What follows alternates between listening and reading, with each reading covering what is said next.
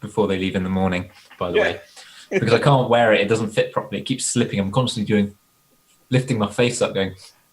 Just so you know, we were talking about Hengist's beard at that point, for those people who came in late to the conversation.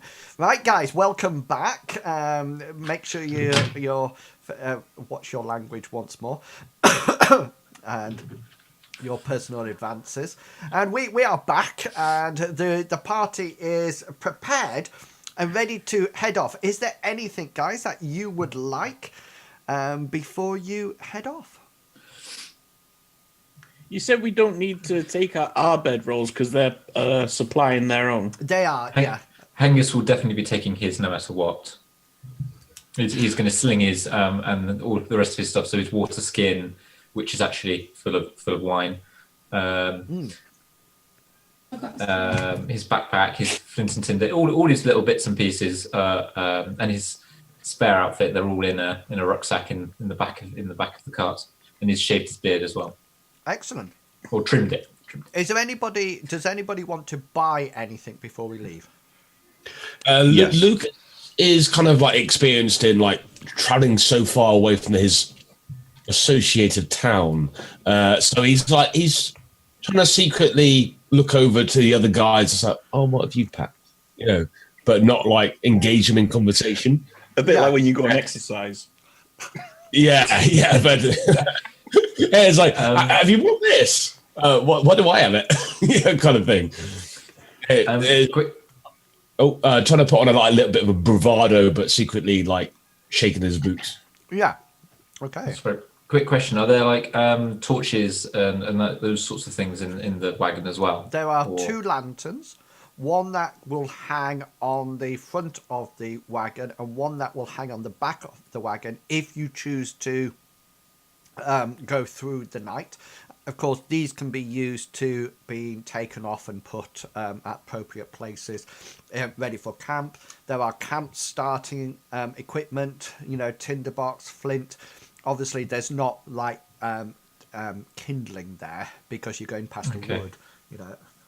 Hengist will have also been into town. He would have bought himself a new whetstone for his sword because his is probably run a little bit empty by now. Well, not empty, but worn out by now.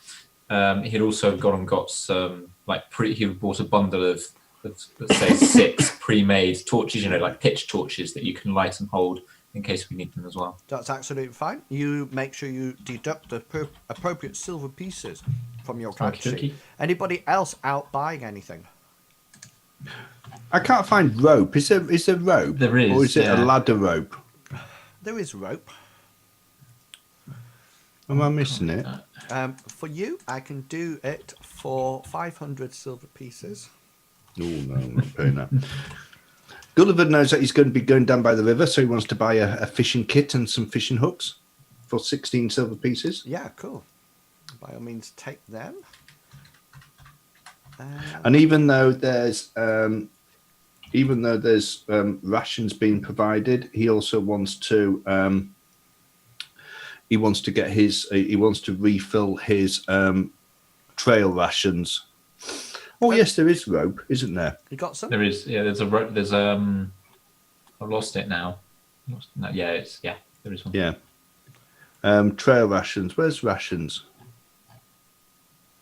Every opportunity that Briggs is going to get, he's going to be nipping off and doing a bit of hunting anyway. Right. So, but probably one of the best things that you need to do is pay for grab some more arrows before you head off. How much? 10 meters of rope, hemp rope. Trail rations 7. So I'll chime in a bit. Who was the person who's taking the torches? Hengist. He'll go for the torches 6-hour ones. 6-hour ones. Yeah. Yeah, and he'll get 6 of those. Cool. So that's 8 copper pieces each. So what's that in silver pieces? It's just like 10. I think it's 10 on 10. Or is it 100 on 10? Let me just check. That would be a good idea. Gulliver's already got his torch from...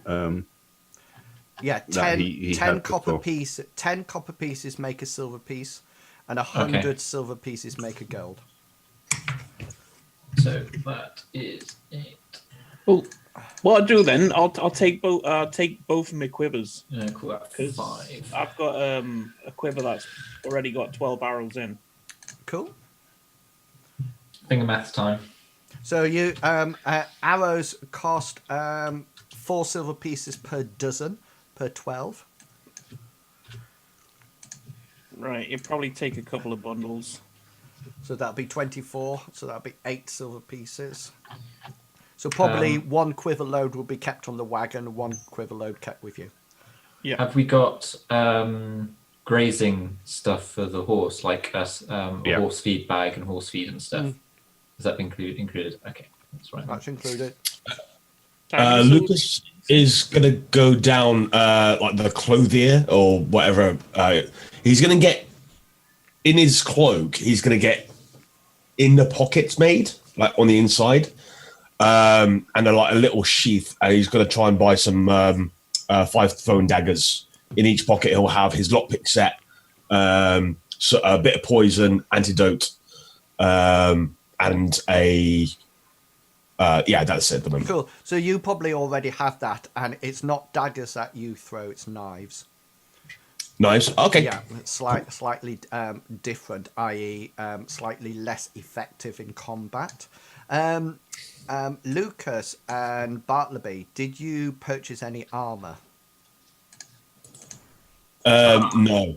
That might be good.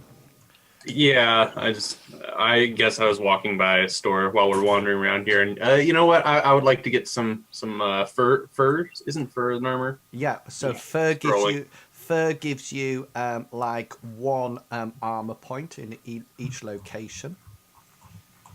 Okay, how much does this have? How long is it from us before we actually travel Well, out on the caravan? Basically, I'm assuming that you will take the this is the next morning after Dominic spent the night in bed with 2 very buxom young barmaids, and this is the next morning. And you're all out sort of like getting your provisions ready, and then probably just after midday, it'll be when you sort of like set off to the to your next part of the adventure. Lucas kind of follows Bart around a little bit, and when he sees him go into the armor shop and come out again with all his fur armor, he's like, "That's a great idea," and kind of. After he like turns around the corner, he goes in as well and buys the same thing. Yeah, so you're probably not buying furs. You're probably buying hide armor, which is 20 silver pieces per location. Okay, so basically that on your character sheet, guys, if you look at your locations, Combi. if you look at your location, say where it says right leg, if you hit the plus key at the side of it, you can see that it says armor AP. You'll put 1 in there. And then you should automatically have hit location, the number of hit points on that location. And just make the first number the same as the second number. So what hit... Does that make sense? So there's no there's no overall hit points. You take damage in hit location. So just so you know, Bartleby, Ica was clad out in. She had scale mail on, apart from her arms, and in which case she had laminated armor on her arms. That's what she had. So that's what Yeah, go for it. I was hoping I could get the padded quilted on all of my locations. Yeah, that's absolutely fine. So as long as you've got the money to pay for it, then that's it. So it'll be armor points 2 and then encumbrance 1, which because you're wearing it won't add to your overall encumbrance. Okay. So Lucas, yours would be armor point 1. Encumbrance 2, so yours is literally round the opposite way round. So just to let you know, Lucas, if I did 6 points of damage to your arm, then 1 point would be absorbed by your armor, allowing 5 points of damage to go through to your arm. How many hit points do you have in your arm? My arm is 3. 3. Wow. So if I did 6 points of damage to your arm, 1 would be stopped, 5 would come through, and that is likely to sever your arm. Okay. Please don't do that. Okay. Okay. So that's the danger of the game. So make sure that you've got everything, as much armor. No, you don't, Luke. Oh yes, arms. No, yeah, arms. You have 3. Head, you have 4. Chest, you have 6.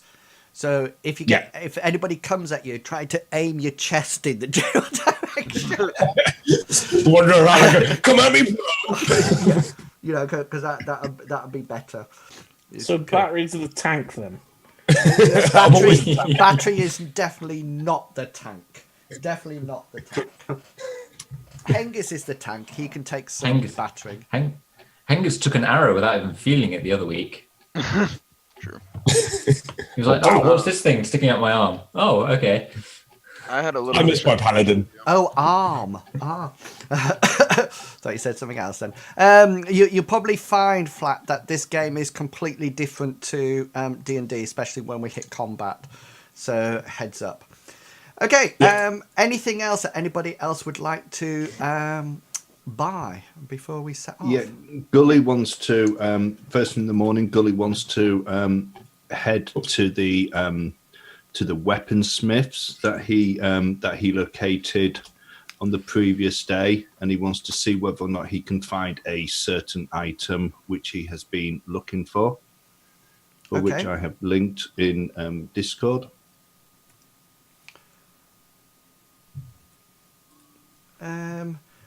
Yeah, you'll be able to find the first bit. The first bit's not a problem.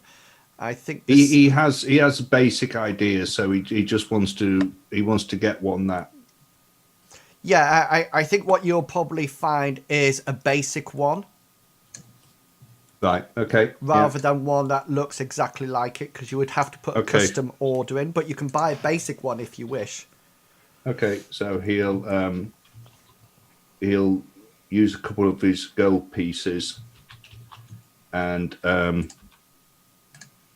some of his silver to get that. Excellent. Don't forget to add it onto your equipment list and watch your encumbrance. Yeah, I'm still okay for encumbrance. Cool. Okay, so are we all ready? Yes, sir. Stuff. Yeah. Okay, so you head off on almost like a family holiday. It is, and you sort of like throughout the night, throughout the days and the night, and you camp. And use all the equipment in the wagon, and you go along for a certain number of days, and you realise that you're in the month of Neath at the moment, Neth, which is roughly the 11th month of the year here. And at this time that, nights can be cold, it comes in dark very quickly. But, you can huddle together, and many of you are very proficient in making fires. And every now and again, both Dominic and Briggs manage to head out into the undergrowth and, shoot a couple of rabbits for tea. And, things are going very well over the first few days. And, a good week on the road. And you figure you're roughly about halfway between where you Lindo and Ubin Falls, and you're sort of like everything's going according to plan, and you're at that point that you're just sort of like riding on the wagon throughout dusk, and the sun is setting when you come across on the road a very strange setup that I'm just going to pop you on. I think when I move you across, I think the light is still coming from you, Gully. That's where it's coming from. Just so you know, but I'll sort out light, etc. In a second. So I'm just going to move you across. Now, don't start moving anything or when you get there. Okay, so can you see whereabouts you are on the map? Yeah. Yeah. So this is without moving up to the top of the map or anything like this. This is your horse, and this is. I can't. Say again, sorry. Sorry, I can't see anything. Black screen. Mount. Yeah, zoomed out. Nothing. About now. Stick your finger in your eye. Can you see now? Yep, that's good. Yeah, Thank see, that worked. What about you, Mr. Pickles? Can you see? I cannot. Can you see now? Stick your finger in your eye. Yeah. Yeah. Oh, that's There we go.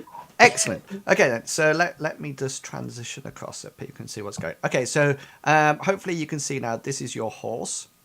Yeah. And this, you can see your wagon that some of you are probably on and some of you are off. And currently you can see the lantern light. It's actually coming from you, Gully. So we'll assume, because I can't attach it to the wagon, I can in a second once we finish. But up ahead, you can probably see, so you can scroll up now. You can see another light source. And this light source is coming from this, what appears to be another wagon. Can you see it on the road? Mm-hmm.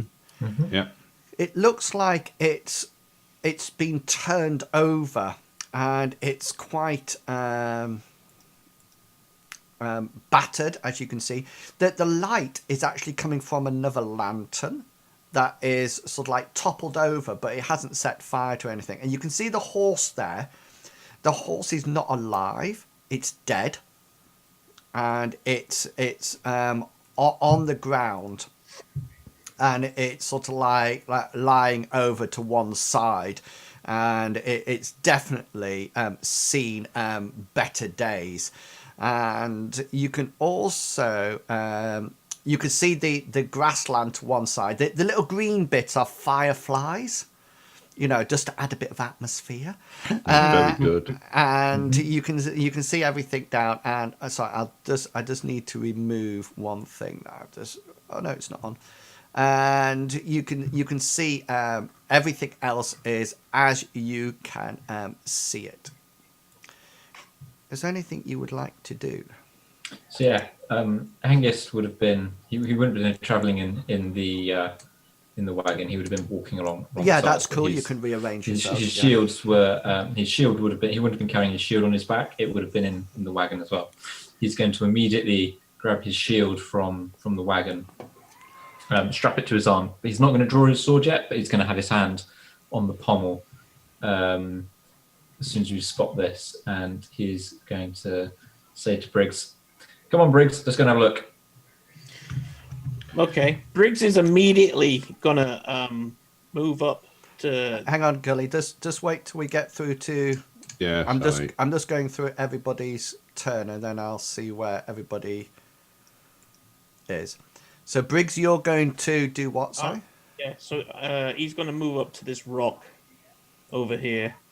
Okay then. So right. So Hengist turns around to you and said, "Okay, then let's go. You're going to move up to that rock. Okay, then. What's the rest of you going to do?" Gully, I mean, we were weak into this, into travelling down the road, not doing anything. Gully was basically bored after the first sort of like 3 or 4 hours. He'd spent the first bit sort of like running around, throwing stones at trees, whatever, talking with the horse. But since then, he's just sort of like being bored. So he's just been walking next to the horse. Okay, so you've come across this situation here. So what do you want to do in this situation? He's going to put his hand on the side of the horse to stop it going, to halt it, and then he's going to see what he can see by observing it a bit better to see whether or not anything else stands out. Okay then. So and Dominic, what would you like to do? In all honesty, Dominic's probably sitting off the back of the wagon, probably 1 foot kind of hanging off, just past the hell out. Okay then. And Bartleby, what would you like to do?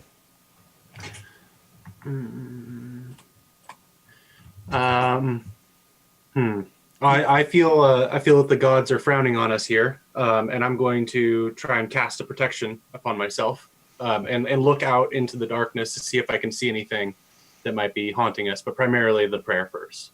Excellent. And Lucas, what would you like to do? Lucas, when the when the wagon stops, is he wakes up from his doze, because that's what he was doing in the back. Yeah. And it was and starts looking around, starts taking everything in. He sees a spell being cast. He's like, oh, something's going on here. He puts his hands on his daggers, stands on the back of the wagon, and tries to get a better view. Cool. Okay then. So just roll your folk magic then, Bartleby. Sorry. Yeah. No. So obviously the gods are not looking down on you either, and you lose that magic point, by the way, because it doesn't come off. But let me tell you what else happens at this point. So Briggs moves up to this rock here. Hengist, whereabouts would you be moving up to? Angus would have been walking along the road. He wouldn't have been going any. He'd be slightly further ahead than Briggs, but not much further ahead. So about there. Excellent. And Gulliver, roll your perception. Sorry.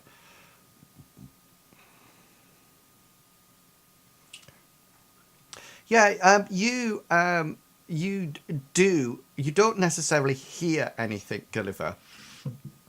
You don't see anything. You rather hear something.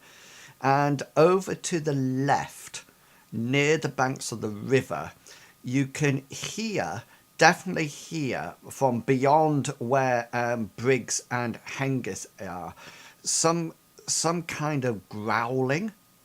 It doesn't sound like dog growling. It sounds like something a lot bigger. Gulliver's going to call out to Hengist as he's walking down the path, and he's going to go, Hengist! There's something down by the river. Okay, and Hengist, as soon as Gulliver shouts this at you, you suddenly notice something that was almost like hidden, almost like stealth-like by the banks of the river. Shows this sound sort of like pierces what's going on.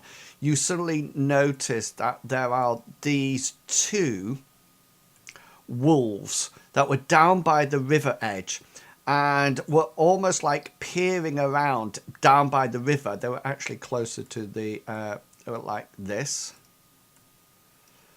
Actually sort of like suddenly lift their heads up and turn towards you and the party.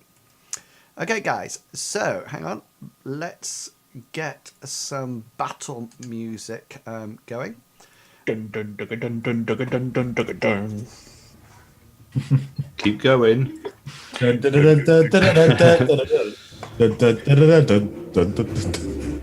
Sorry, that's copyrighted, isn't it?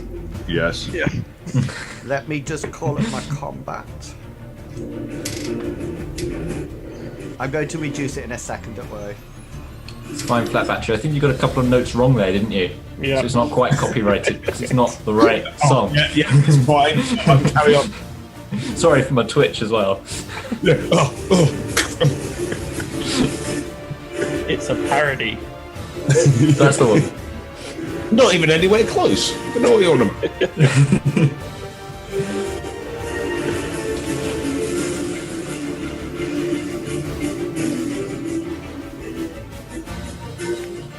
do I have feedback of the song? Yeah, it's coming through your end. It's not coming through my end at all. I can hear it. I've got feedback as well. Yeah, I've just got it through Roll20. I don't have anything else open. Yeah, I can hear it now. no, I can't now. Stop now. It might be my microphone.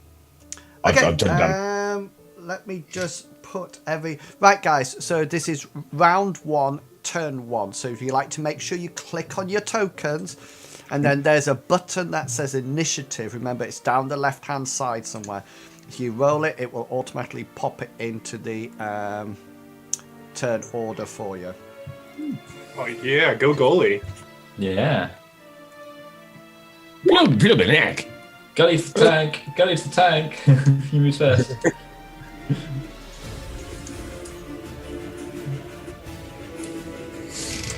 Right, let's just put Bartleby in here. And Lucas in my order. 3. Do you both have 2, Bartleby and Lucas? I'm double 2 checking action to make points. sure, Action make points. sure I got it correct. Let's just have a look. Before. That's. Let's see. Do you have 2 action points Yeah. in your thing? Action points. Yes, he does. Do I have the correct number? Let's see. Yeah. I do. Okay. Flat. Oh yeah, I do. It's in Okay, 2 cool. places. One on your character sheet. There's in the attributes box. It's the top. Yeah. The top I one see it, says yeah. action points, and it'll give you the total that you have. Two. And then the second place it will be, if you look on the map and on your token, there'll Yeah. be a green little bubble in the top right-hand corner with a number underneath it. That's Yeah. also wonder your what- action points. I just want to Okay. make sure I had it calculated correctly, so that I didn't have an incorrect number. Oh, yeah. I think yours is fine. Yeah. Yeah, Okay, I then. just Are don't- those, are those per turn? Right. Yeah. So I'll tell you now. So we actually roll. We actually go through combat rounds and turns. So everybody operates in turns, and that is how many action points, how many points you can use within a whole round before we go on to the next one. And each one is done in turns. So in turn 1, you have a choice. You can either take what's known as proactive points or reactive points, reactive actions, or proactive actions. So, for example, to actually hit somebody will take an action point. To move will take an action point. To call out will take a free action point. To ready a weapon will take an action point. Any action takes an action point. So it's not like D&D that you could run up, draw your sword, hit somebody and dive back into cover within a round. It goes a lot slower than that. Each round will have several turns and will also last about 5 seconds. We will go through the first round until everybody's out of action points. Okay, and we will do it in this order on initiative. And this order of initiative now stays no matter what.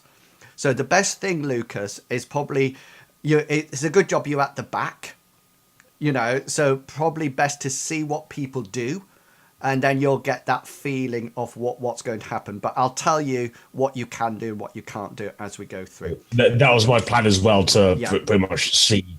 Okay then. So Gully, you're up. So the lantern's actually on the caravan rather than Gully holding it, isn't it? Yes. Yeah, I'll try. Okay, so the first thing that Gully's going to do is that he's going to make sure that he gets a firm grip on the horse's bridle, or whatever, thinking that probably the wolves will scare the horse, and the last thing he wants it to do is to bolt. And then on his whilst he's doing that, he's going to reach into his tunic, and he's going to come out with the metal disc that he uses to focus his sorcery spells through. Okay then. So we will assume that you're keeping hold of the horse no matter what. Do you actually want to take an action to calm the horse or not? Does the horse look like it's spooking? Not at the present moment in time, no.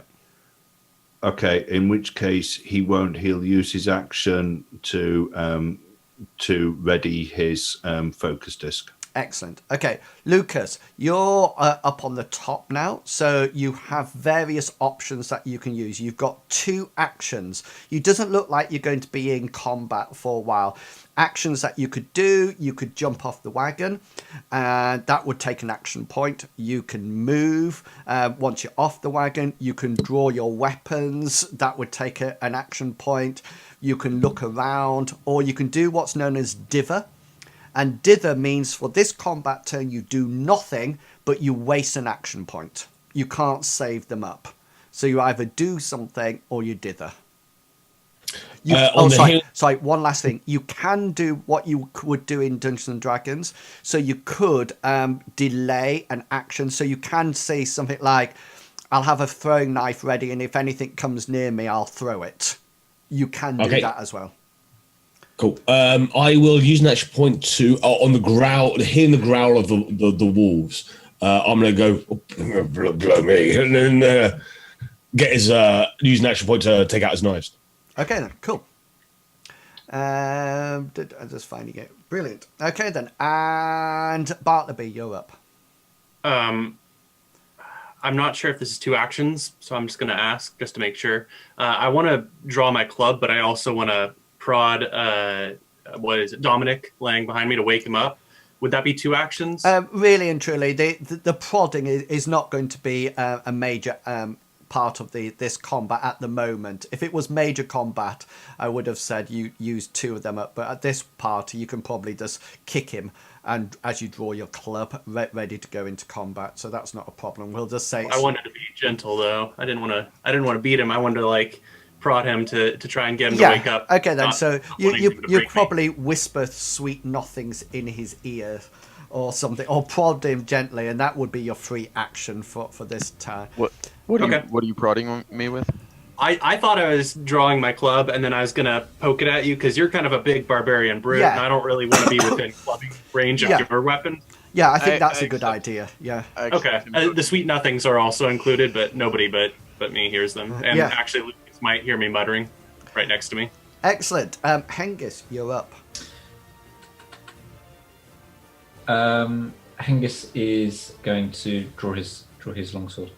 Excellent. That's his action. And Briggs, you're up. Briggs is readying his bow. Excellent. And I don't have an initiative for Dominic. Is that because you were sleeping? No, it's because I was sleeping. Should I roll now?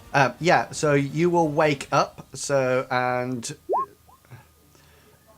I will slam you in. Yeah. So on 8 you awake. So, but you still got your two rolls. But waking up is not don't worry, it's not an action point. But you will have your action points as they come up. Okay then. Let's. This wolf starts to charge at you. This is its movement. So it comes running towards you, Hengist. And this wolf also comes running towards you. You figured they haven't actually seen Briggs behind the rock. Okay, and so we are round combat turn 2. Gully, you're up. Gully's going to stretch out his hand holding the disc, and he is going to start spell casting. Cool. And Lucas, you are up. What would you like to do? I see the 2 walls coming in. I'm going to use my second action point to jump down. Okay, cool. So that'll put you down where you're going to be. Yep. Excellent. And Bartleby, you're up. I'm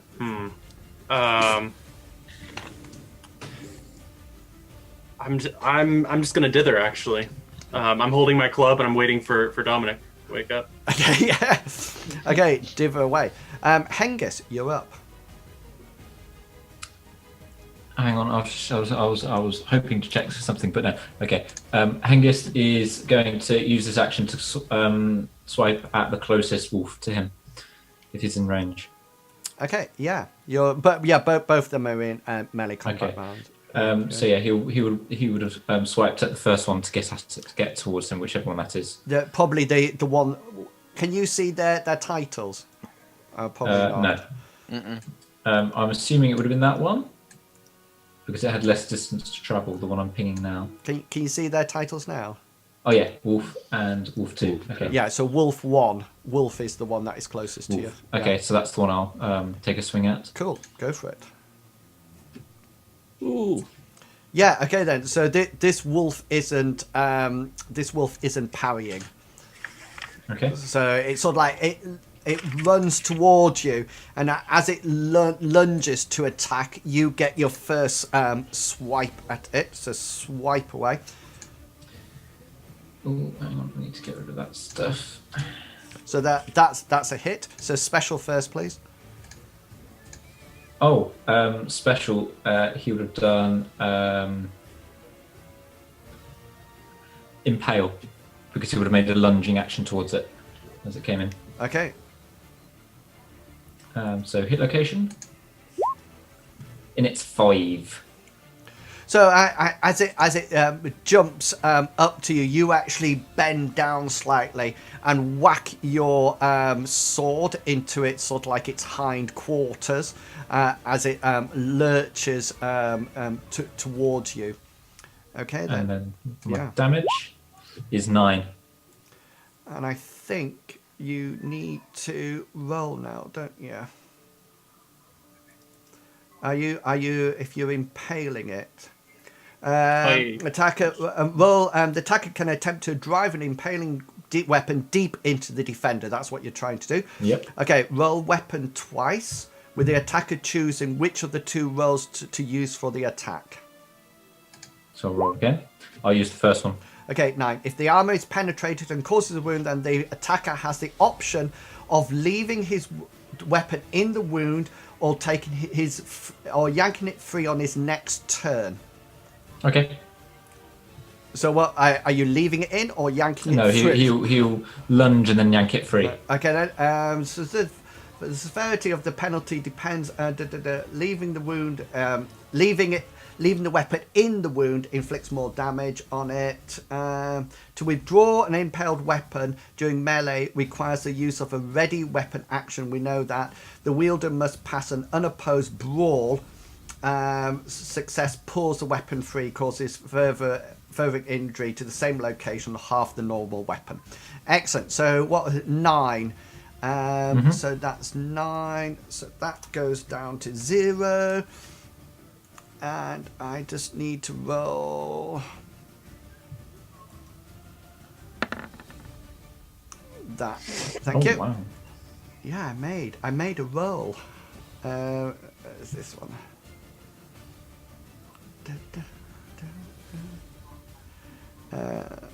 Okay, yeah. So you whack it in. You figure it's definitely got it's got a serious wound in its hind quarters, but it's still actually up and running. It wasn't enough to kill it.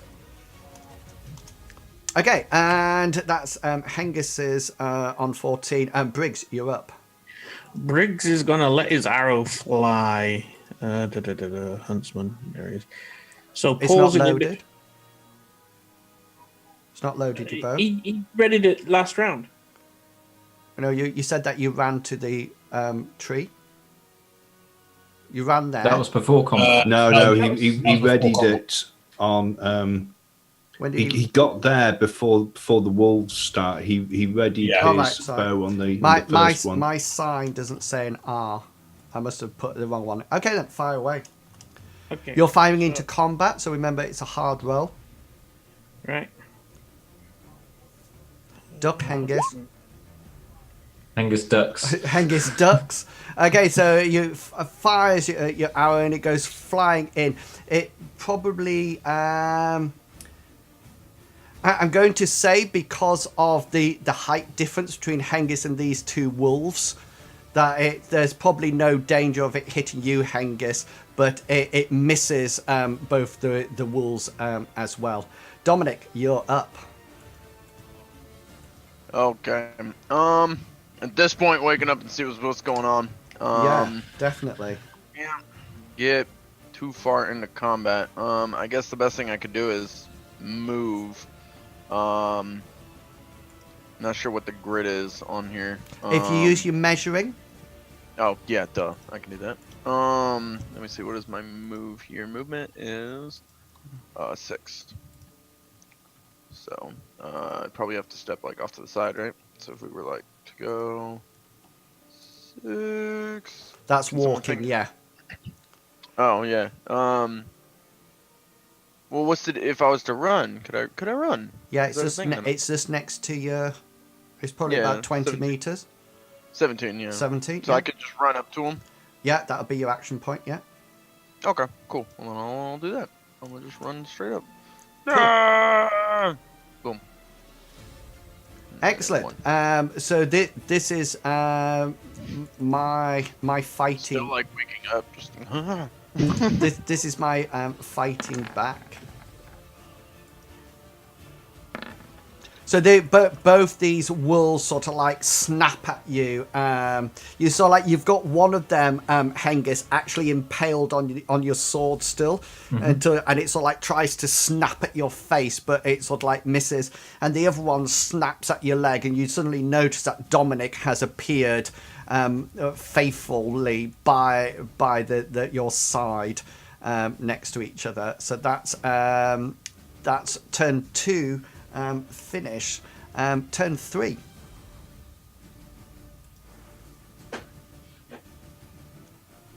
Who's got action points left? Hengist. Gully. Yeah. Gully So, first. Yeah. Gully is still spell casting. The spell hasn't come off yet, but what people notice coming from the center of his of this disc that he's holding out is actually, rather than one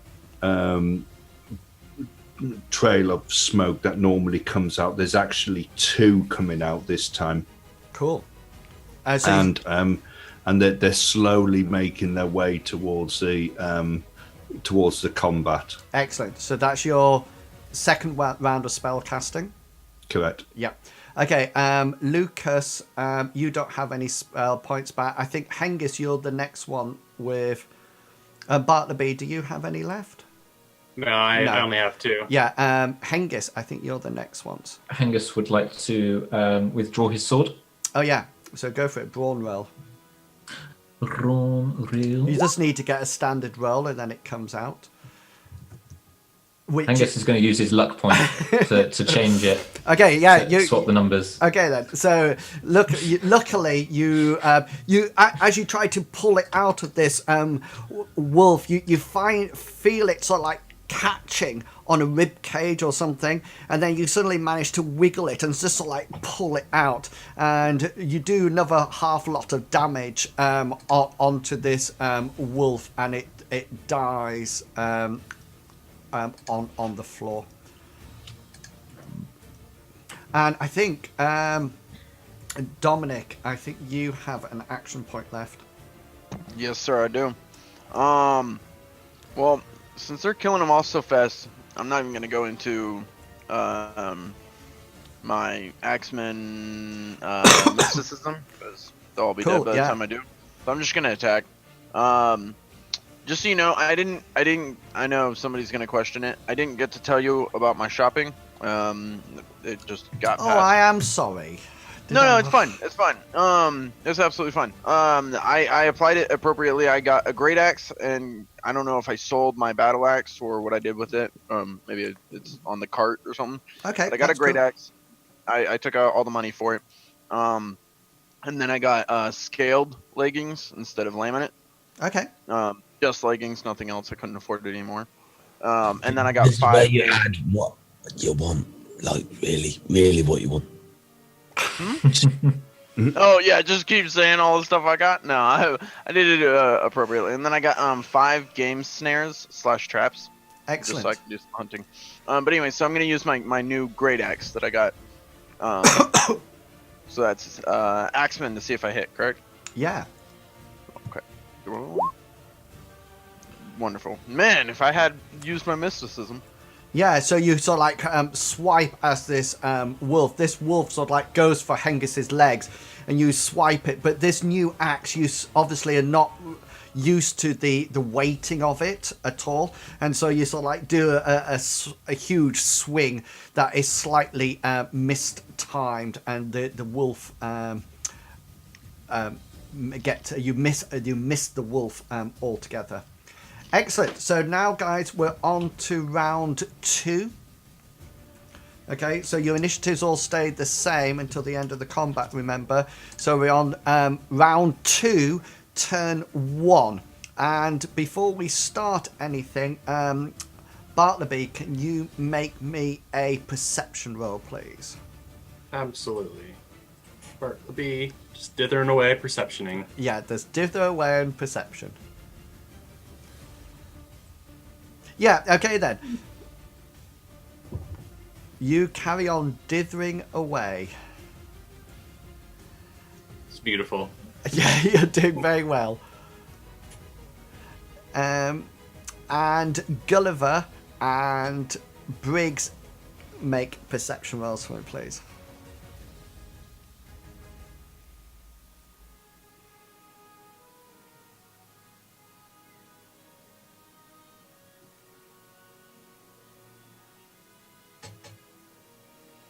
Okay, Gulliver, you see them. You see them. So from out of the forest on your right-hand side, you suddenly see that there's more of these wolves have appeared, stalking out of the out of the undergrowth. You figure it. Does anybody have any lore to do with animals or anything like that? No, not No, animals. I don't. Sorry. No. I have locale is pretty well trained. Local wildlife. Local wildlife. Go for it. Oh yeah, my time to shine. Here it is. Is it? Is it We're going? all waiting now with bated breath. It is. You figured. Oh shoot! You figured that this is probably all. Oh, how many times do you want to roll it? I no, it was an accident. It didn't go, and then I clicked it Crap. again. Can we just roll it bad, until we my get bad. Get a decent roll. middle. Bartleby, you figured that this is probably all one pack, since wolves tend not to go around us in twos. This is probably the rest of the pack, and there might even be more on its way. Oh dear. All right, we're up at the top of the round, so we're up with Lucas, you've got all your action points back now, so we're going up again. So Gulliver, you're up. It's too late for Gulliver to actually change where his spell is going. He's going to use his free action to shout out, "Beware the forest!" And he's going to continue these two plumes of smoke that are coming on towards the 2 wolves that are in front of Hengist, even though one I think is now dead. It is, yeah. But it's still going to head towards it anyway. So is this your axe spell coming off? Yes. Yeah. So these plumes of crackling black smoke emanate from Gulliver's thing around his neck and flare off, and they hit the wolves. Well, hopefully. Oh yeah, you got to roll first. I'm using a point of luck to change that to a 49. Excellent. So they hit. It's endurance, isn't it? No, evade. Evade. Right. No, they're not going to invade because they won't know that these are coming at all, and one's dead. Okay. So they whoosh out. Want to hit the dead wolf, so let's assume that. So just roll the hit location for the live wolf.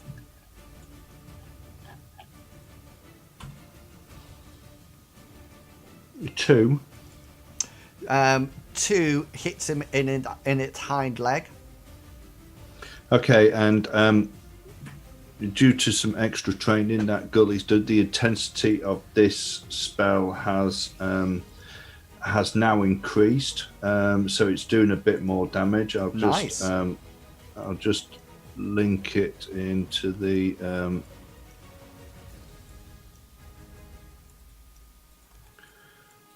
thing. So it's doing 1d8 now. Cool. So it's 6 points of damage to its hind leg. Which one was it? It's. I think you said right. And does that go? Number Does that go 2. below armor? That goes through armor. Worn armor doesn't protect, but natural or magical armor points are reduced as normal. Oh yeah, so it's just going through its fur, therefore. So that would be -1 in that hit location now. So as this tendril of smoke wraps around its hind quarters, there's almost like a crackling of electricity as the rack spell comes off. So Hengist and Dominic, you see this spell wrap around this hind leg of this wolf, and you hear this slight like that as you hear its bone snap, and the animal sort of like falls off to one side. You figured that Gulliver's at work here. Lucas, what would you like to do?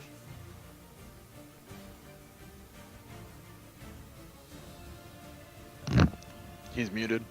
He's muted. That's definitely a diver. Looks like he has no idea who he's talking to. He wasn't either. He was doing something else. I think he was watching porn. Shall I I diver? was getting a chocolate biscuit. Right. Be quick, otherwise I just diver you. Food porn. Yeah, I am going to move up to here. I can move 6. That's 5.1. Cool. Okay, excellent. And Bartleby, you're up. I'd like to roll lore history to see if I know, like, is it normal for wolves in this area to be this aggressive towards Okay, go for it. this kind of whatnot? And if I can, I'd like to be climbing off of the wagon, moving towards the horse to defend. But let's get to history first. So I don't know if I can do that. Let's do the roll first. Yeah, knowledge. Just out of interest, this I'm quite happy with this roll at the moment, so we won't change it. But just for in future, I think a locale roll would have been better, because that's telling you about the general area. This is more history. Lore is more what's happened in the past. But this one's fine at the moment. Your locale knowledge sort of like informs you that you've never heard of wolves attacking at all. Okay. You've never heard this strait of this road has never. I mean, all the time that you've been healing and being a devout worshipper, you've never heard of wolves attacking on this road ever. Okay. So and Hengist, you're up. Hengist wants to withdraw from this combat Okay. because he's still in combat with Wolf 2 and he wants to get out of that so he can reform in his next action point. Okay, so you take your withdrawing, which means that's your number one. That's your action. Yep. To withdraw, and I think you must make an evade, don't you? Withdraw. I think so. What does it say? It's an opposed evade roll against me. Oh, is it? Okay, that's fine. Hang on, let me just check. I have wrote it down as rule because we've looked this up so many times, because it's the option of it's like Thimmy-Bob, isn't it? Is it not? Is it a special as combat maneuver as well? It is a special combat maneuver, and if you use it as a special combat maneuver, Yeah, withdrawing is automatic when used as a withdraw special effect. Okay, but this is not. No. So this has been done at this point.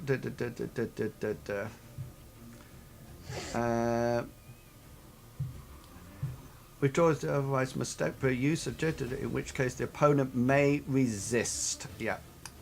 So therefore, we are resisting. In the latter close ratio, in most cases, the opponent. Right.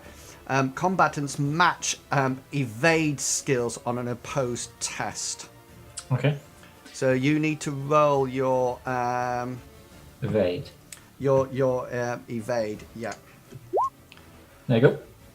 And I roll my evade.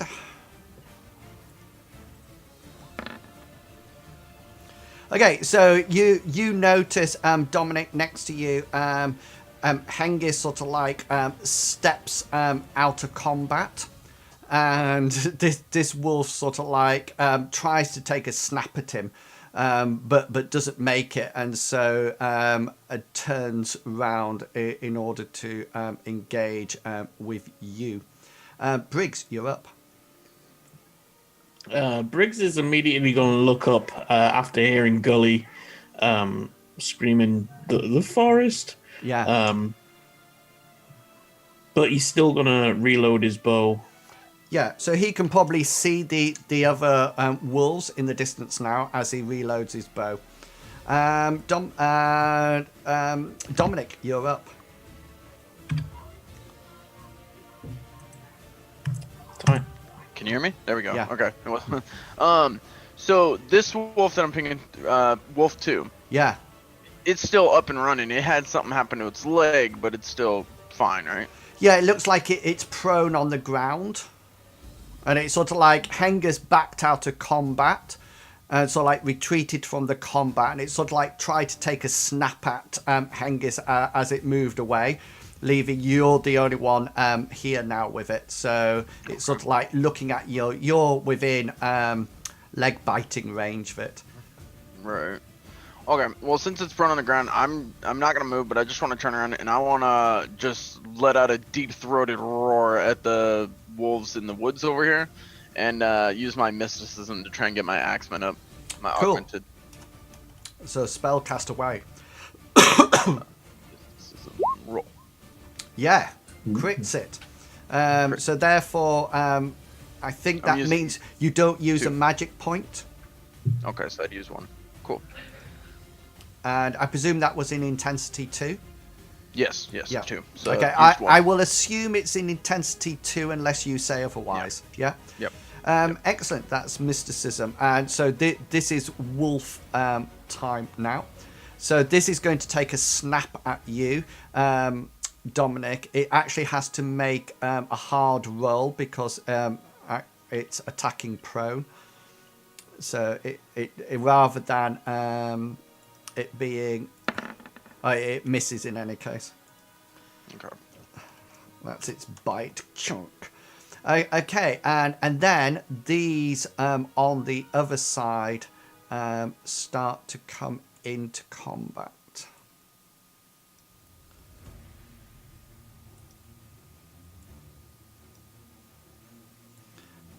This one lurches for the horse, and these other two are following in quick succession. Okay, this is round combat turn 2, guys. Gully, you're up. Gully, you hear this wolf just lurch at this horse, and the horse nithers and sort of like what do you call it? Lifts up its front legs. What's it called? Okay. Rears. Becomes a demon. Yeah. Okay. So even though Gully's rack spell is still on, he's going to stop concentrating on it, and he's going to do his best to keep control of the horse to stop it bolting. Okay. Go for it. Drive skill. Or animal handling. It's up to you. Ooh, I think I'll go for Probably drive. more animal handling is more. Is there an animal handling? Yeah. No.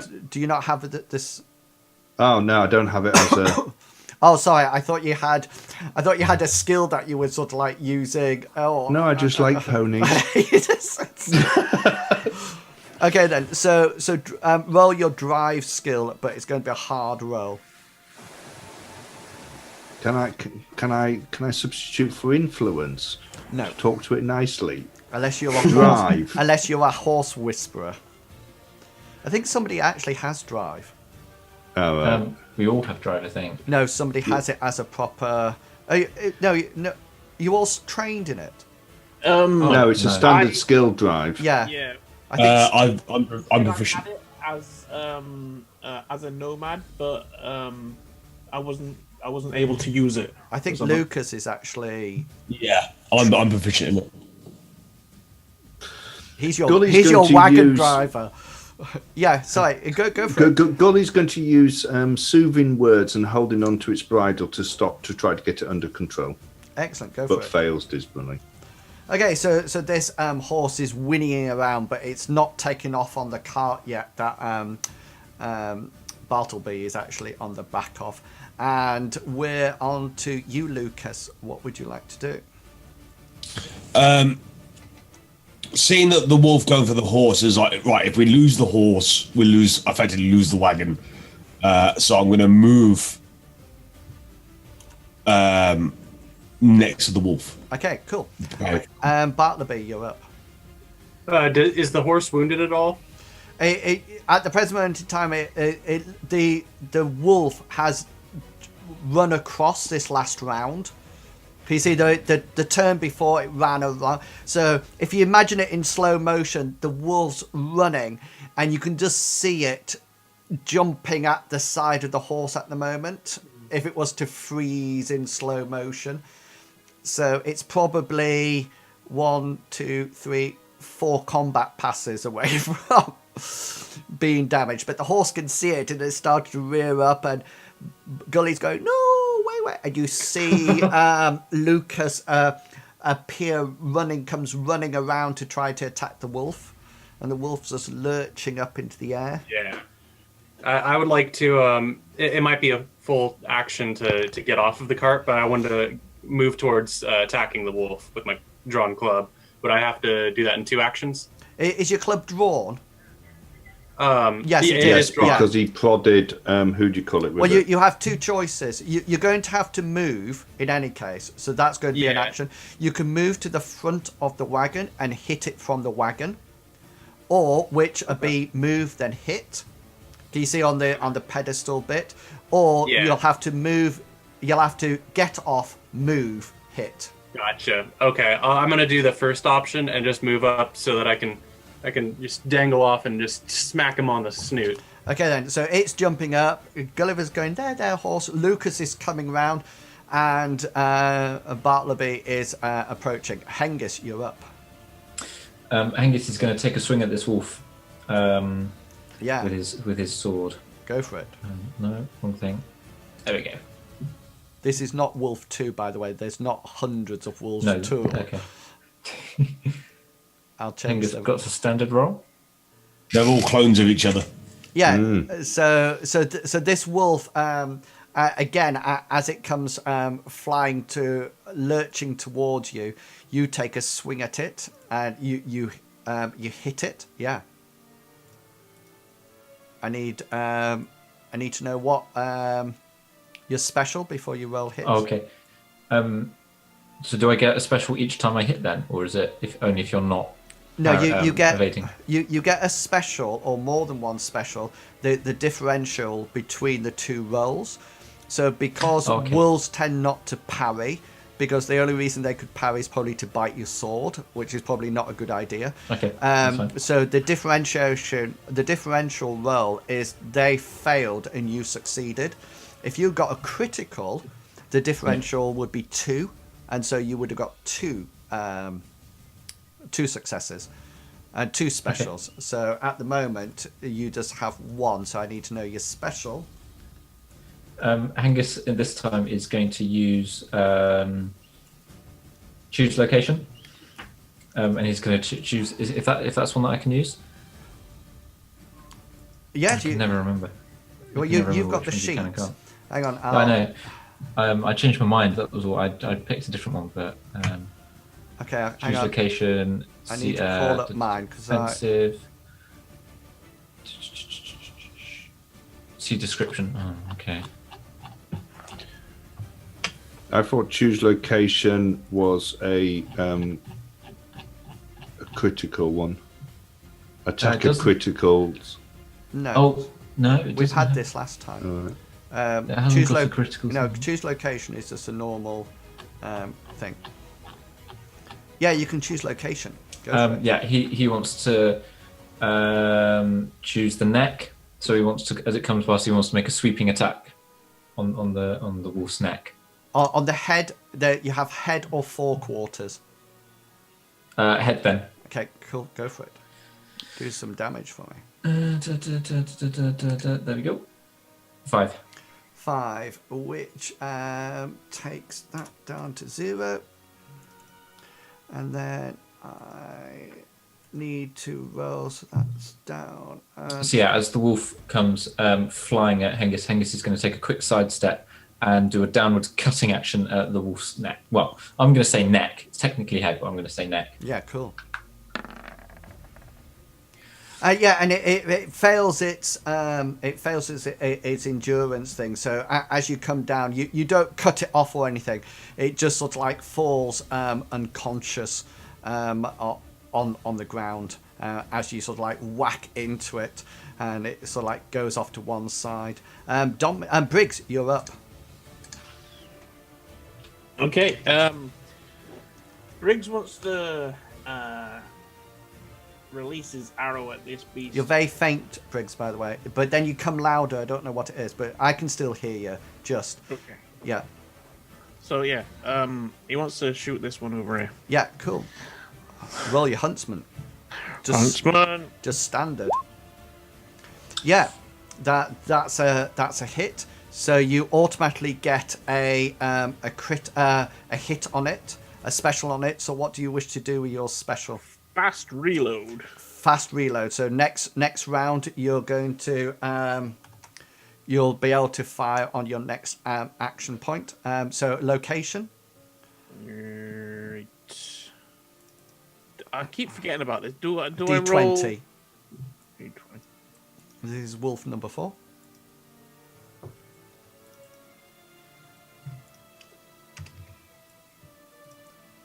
It is 7. Oh, in its hind quarters, do some damage for me. Right. Oh, can't see because 4 points. 4 points. I'm just increasing it. I'm just filling it in its hit points. 4 points in its hind quarters. That's what, wasn't it? Cool. So as this wolf starts to run towards the party, you track it with your bow and your arrow, and they go like that, and it sort of like whacks into its side as it continues to run. Dominique. Okay, so I'm curious. If I move up to this thing, then that counts as an action point. So Wait, if I was to... Which thing are you talking about? Sorry, this one here. That would be an action point, yeah. Yeah. So if I wanted to wait for it to move to me, and then use my action point to attack it, would that be a differ, or is that a different one? Well, two things. That would probably be a delay, because you will say, I'll wait until something happens and then do an action. So you will say, I'll wait till the wolf runs towards me, then comes into range, then I'll attack it. One thing that I will say to you, just so you know, this wolf 4, is not aiming for you. Oh, who's he aiming for? He's running. I'm trying to hang on. He's running this way. Oh. He's gotten a taste of horse flesh and he wants more. Quite Okay. possibly. Okay. And Wolf 2's still alive, though, isn't it? Wolf Next two to. different- Yeah, Wolf 2 is still alive. This one? No, Wolf 2 is No, the one next to you. Right in, next to you. Oh, doesn't this say Wolf 2? Am I? yeah, no, Yeah, that's just because. Hang on, I'll change it. So it's just Oh, okay, because I was I'm a poor DM. Hang on. No. Okay. I just Now wanna it make doesn't say Wolf 2. It says Sure. Wolf Yeah, but this 5. one isn't much of a threat. This is like down. Like he's already downed. We don't need to. I need to worry about the ones And I'll that are change the still one next to you guys. That it says Wolf 6 now. Yeah, so you've got a choice. You can the probably Wolf 5 is probably going to aim more towards you. Yeah. So what I'm thinking I'm gonna do is I want to move. Let's see between.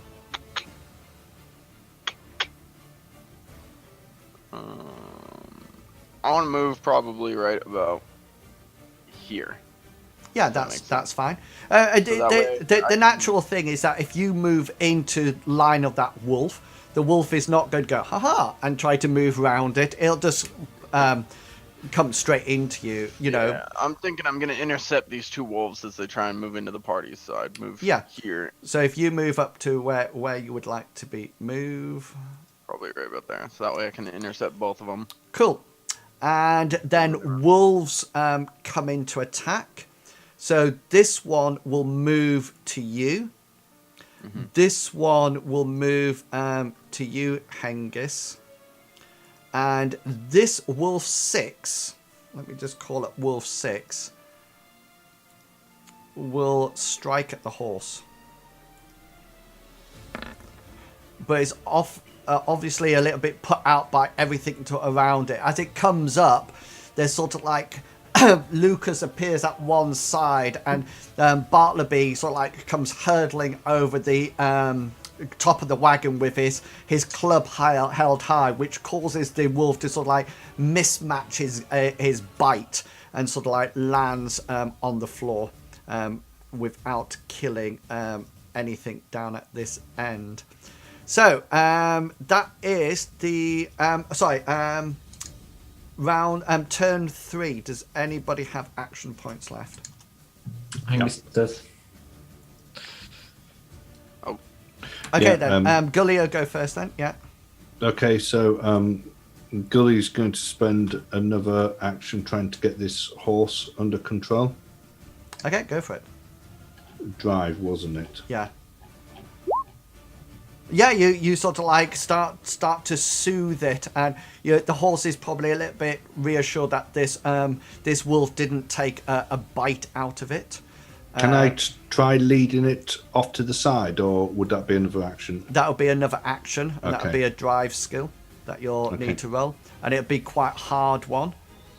You know, Okay. because you're trying to move the horse, but also keep it quite calm. So that's Gully up. Hengist, you're probably the other one. Hengist is the other one. Yeah. Because Hengist has only literally just had time to finish off swiping this wolf. Seeing another wolf coming in, he wants to actually punch out and bash it with his shield as it like comes in to attack him. Yeah. If that's possible. Yeah, it's just like your normal combat. Yeah. There we go. Yeah, so that hits. Okay. Do I need to roll a hit location? Yes, you certainly do. And first of all, it'll be your special. Oh, special. Well, special is stun location. Yeah, stun locate. He's going to use stun location because he wants to bash out, and he's going to be bashing out at whatever the closest part of the wolf is to him. Yeah. So go for it. Roll your stun location and put. Yeah, that's fine. I was going to say add 10 onto it, so you get what number wolf is that? 5. And then I need to roll. 18 is So as it jumps towards you, you sort of like it jumps straight towards you, and you bash its head with your shield. Okay, and then roll damage with shield. Yes, you should have damage for it. Yep, there you go. 4 points of max damage. Thank you. 4 So, yeah. points. So Hengist has just finished off his the first wolf, the second wolf he's attacked, just done the cut. As he's halfway through, just withdrawing the cut with his sword, he sees out of the corner of his eye another wolf attacking him, and he just throws his shield up and out and punching it out towards the wolf. Blows over current. Okay, so I must make an opposed endurance via your original roll. So what was your original roll? 33. Yeah.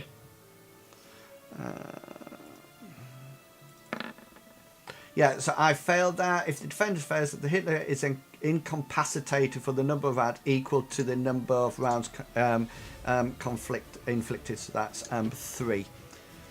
Cool.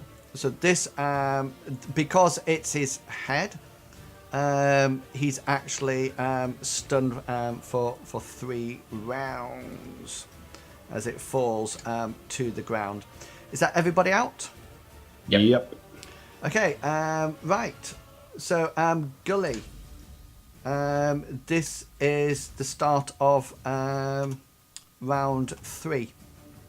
So you need to make an endurance check. So you're fatigued. We just need to see about our new characters. It's Constitution, isn't it?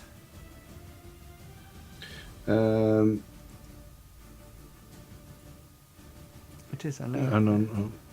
I'm not sure. It should automatically fill it in, to be honest with you. Should it really? Oh, no, it doesn't. No. What's your Constitution? My Constitution is 8. Yeah, so Bartleby, you need to make an endurance roll.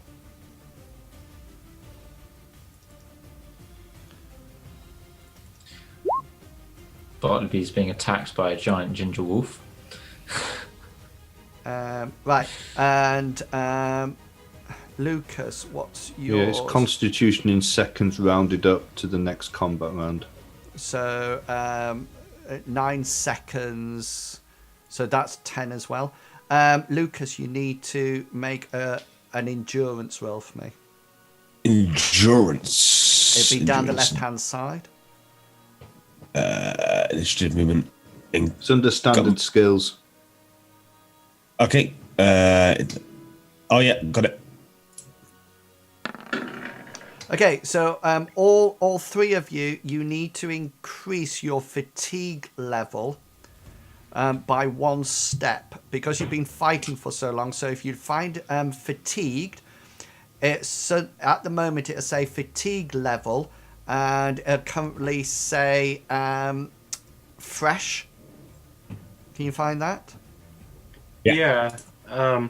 Would my dithering have any impact on my fatigue? It doesn't. It's classed as combat as general. So even if it's just because everything's happening in combat and the whole excitement of it adds to your fatigue. Gotcha. Yeah. So everybody, your fatigue, your things will now be winded. Yeah. And now your skills levels will be naturally at hard because you've been fighting and moving around, etc. I know it's a bit... people often argue, well, hang on, I've just been running here, there and everywhere, but that would both add to it, and it becomes too complicated to say, well, I've only done this and he hasn't done this, so it's just taken across as everyone. Okay, so this is round 3. Remember, Dominic, Hengist, and Briggs, you'll be doing at the end of this round, at round 3. Okay, Gully, you're up. Gully's going to try to lead the horse towards the water, away from the wolf, sort of like in this direction. Okay, then. Do your drive skill. Yeah, this isn't going to end well. Ooh. Yeah, you actually start to move. I was going to use a point of luck then to change it around, but you start to move the cart over to one side. Bartleby, can you roll, please, an athletics roll for me? So all of a sudden, Bartleby, you suddenly find that this cart, you're sort of like on the bit about to whack your... Did you have an action last time? Yeah, you're about to whack this this wolf, and all of a sudden this cart jolts off to one side, and it's sort of like you can't regain your footing that quick, and you fall prone in the front of the... Before he gets totally screwed, don't forget you do have luck points if you want to stop that from happening. Oh yes, Mr. Pickles, you do. Just he's new, so I didn't know if you knew No, that or it's not. a good point. It's a good point. So you can Because use... that would save you. No, it wouldn't. Yeah, well, 37 would. Oh, it would. No, it wouldn't actually. No. Even if you would got have to 37. reroll and You still- can use it to re-roll though. Yeah. Yeah. If you think you can beat probably a 17. I'm gonna save my luck points for now. I don't mind standing back up. Yeah. Okay then. So Gully starts to pull this horse and this wagon towards the water, and that doesn't take an action point or anything falling over. So Lucas, you're up. I'm going to attack this creature with both my daggers. Okay. So you have 2 daggers, and you actually have a Yeah. special called Do or Die. Okay, so Yeah. if you hit with one knife, the knives actually, if you hit with one knife, if you get a special, you can use another action point straight away and hit with the other one. As if you're flurrying it. Okay? Okay. If we get a special, I'll get 3 attacks instead of 2. No, you never, the maximum, because it takes 1 AP to make one Okay. attack. So I see. if you do your first hit roll, and we'll go from there. Yep. No, you need to roll. You need to roll when it says knife. I need to. The combat style first. Next box up. It'll be further up near unarmed. Oh yeah. I see. Yeah, that's so- you to that's no. you to hit. Yeah. Yeah. So you silent knives. Yeah. So can you see you've missed now? If you wish, up at the top you have some luck rolls. Hang on. What your standard roll? What are you now? You hard because of fatigued. Yeah. Yes, It would be a re-roll. Yeah, you can use a luck point if you wish to re-roll to see whether or not you can get below 37. I will do that. Yes. Okay then. So you cross off a luck point and re-roll it. Okay. Okay, so that still doesn't, because you're actually looking at hard because you're 50. He can't use another luck point, can't he? No, you can only use 1 luck point per combat action. Yeah. Okay, so you sort of like swipe at the wolf and you fail to hit it. And Bartleby, you're up. All right. I'm gonna regain my footing. I'm gonna pull myself up with my club still equipped and prepare to smack down on a crazy wolf. Excellent. It's gonna be so funny. That's not Gully's head on his lap, by the way. That's going to be so. That's going to be so funny because just as you're about to hit this, you're going to get up, get ready to hit it, and then Gully's going to move the cart again. You'll go back on. Could I brace myself this time, or would that make much of a difference? I would allow you to brace it, so you instead of that would reduce the skill roll. Okay, cool. Because you probably know it's going to happen. Okay, Hengist, you're up. So Hengist has just dropped his, stunned his wolf. He's actually going to leave it as it is, and he's going to. Dominic, he thinks is okay, so he's going to use his action point to move to engage this wolf down here. I think you're pretty okay too. Aw, no, let's stop it. We're in the middle of combat, folks. Briggs, you're up. Now, Briggs, your arrow is ready to fire.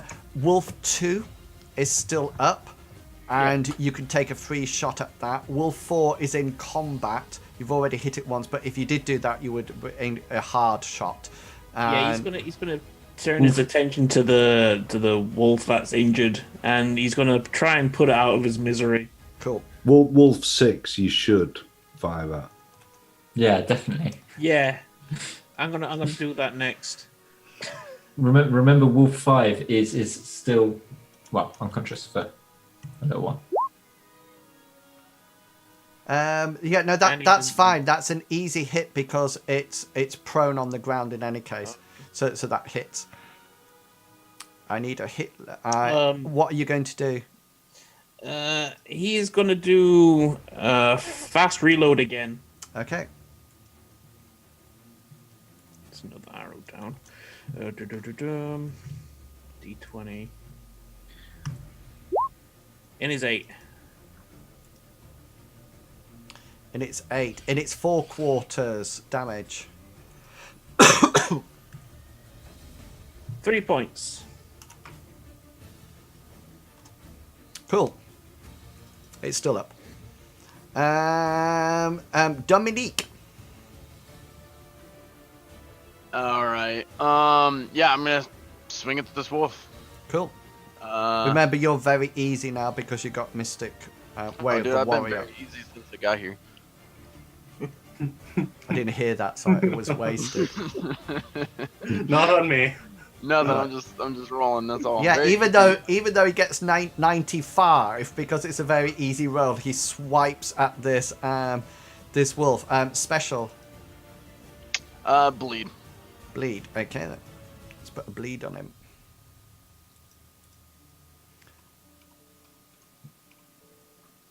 $16 on hit location. What number is that for? Oh, 16 is his leg, his front leg. Oh. Do some damage for me. Damage. 13 damage. What's that? Nice. Oh man, my other axe was getting like 2 to 4 each time, or whatever. No, 4. It was getting 4 each time. 13. I'll take it. This is a prized investment. That kills the. This is like as a DM, you always have to do something at this point, don't you? No, come on, admit it. Every DM is now thinking, what? This is when we find Angus no longer does the most damage in the party. this is Angus when is upset. This is when the DM's looking up to see whether or not the character size would allow him to actually wield the weapon. this is when DM's trying to figure out whether or not Dominic is adding his to hit bonus twice. You know, No, 5. It's by accident. 6 plus 2. I didn't even add anything else. Am I supposed to add strength or something? No, it automatically adds it. You don't have a damage modifier. Yeah, that's right. I don't have Yeah. a damage modifier, so it's 5d6 plus 2, right? That's what I saw. Yeah, So I got 5 and a 6. That's 11 plus 2 is 13. Max Yeah. damage is 14. Yeah, so 14, I mean, and it's a a huge rare roll. and it's a huge weapon, Yes, 2-handed. which we'll leave it. We'll leave Three it. axe. Yeah, we'll leave it now because Did I mess up? well, it's interesting because in unlike D&D, in Mithras, there's rules. So you know, like a halberd is a huge weapon. Halflings Yeah. can't use them because they're literally too big. And Right. I was just looking at the. Because of Gully's strength, he can't use a longsword So what's your one-handed because he Okay. can't lift it. I think this is fine. What's your size? And I mean how your size, as in you as a person, no other appendage. Well, Oh, I was gonna say, well, I mean, I haven't measured recently, but Yeah. 11. 11 is my size. 11. Wow, So not that big. no. So maximum weapon size if you're 11, as long as you're doing it two-handed, double-handed is huge. Oh, which I'm barely is the size of your weapon. Just made it. So at no point at any time is he able to do a He-Man impression. No. You have a huge weapon, sir. Yeah. Hey, gotta Yeah. compensate somehow, right? Well, excellent. So no, but I hope you don't mind me having to check. You're that. just going to spoil it for everybody else now, Raf. Now we're going to not be coming across wolves. We're going to be coming across dragons because you're doing 13 points. Hengist is going home. Hengist is. Yeah, no, Hengist does have a strength bonus, so Hengist is still slightly And emasculated just so now, you though. know, Gully's maximum damage is 2.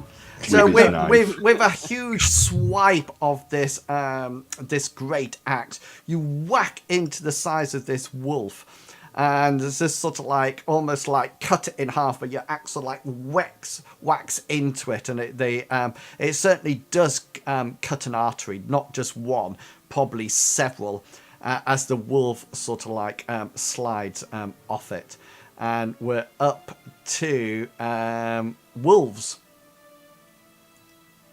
Which is me, isn't it? Waiting Okay. for us to roll. Now I need to roll Wolf 6.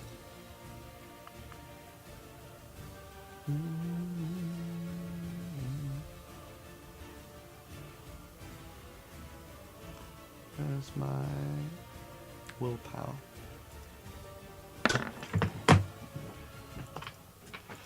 So this wolf, seeing that most of its colleagues are either pack members are dead or dying, heads off. It suddenly decides that wolf meat is not worth anything, and the first thing it'll do, it'll take its action here to withdraw. So that's that. Oh. Do we get to try to hit it along the way, or is Well, that? yeah. So what's happening? For some other reason. Oh, I know why.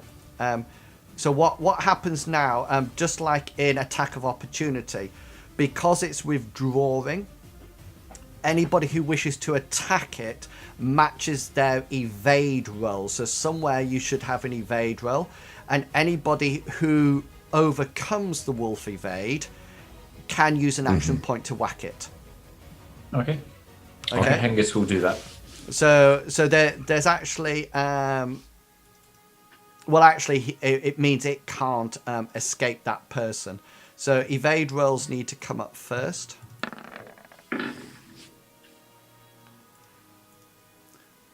So I got 86.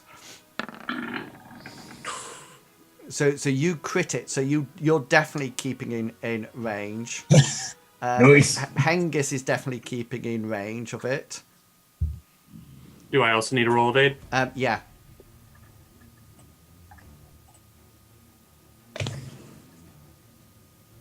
And here we go. Oh, that's an awesomely high level. Okay, so as it sort of like tries to get away, Hengist and Lucas, it tries to turn and run, and you actually step in to prevent it, but it goes out of range of you, Bartleby. So you would have to re-engage it with an action in its next round. And I think that's turn 1 done, isn't it? So we're up to turn 2. And we're off with you, Gully. Gully's going to continue to draw the horse towards the water. Is it moving? Can I just keep going with it now, or do I have to make another drive roll? You always have to make a drive roll in any difficult situation, and this currently is a difficult situation. Okay. No.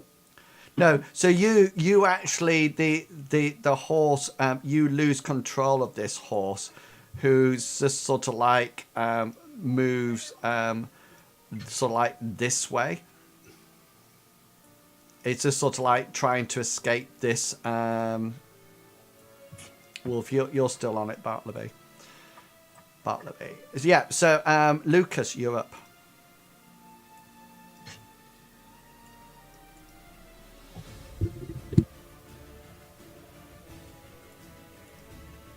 Okay, we'll move on to you, Bartleby. I guess I'd like to move forward, and I know I'm not good at it, but I want to attempt to get control of the horse using the reins if they're within reach. Yeah, actually, they that'd are. be first, right? So you can grab hold of them. So you need to use a drive skill as well. Okay.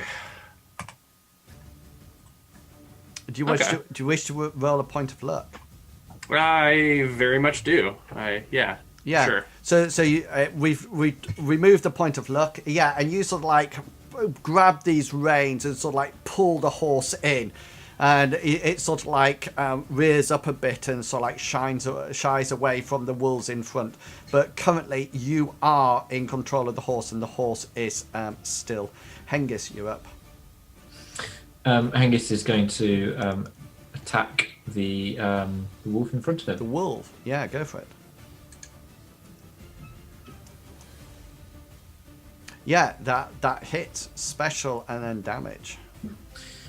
Hengist will use bleed this time.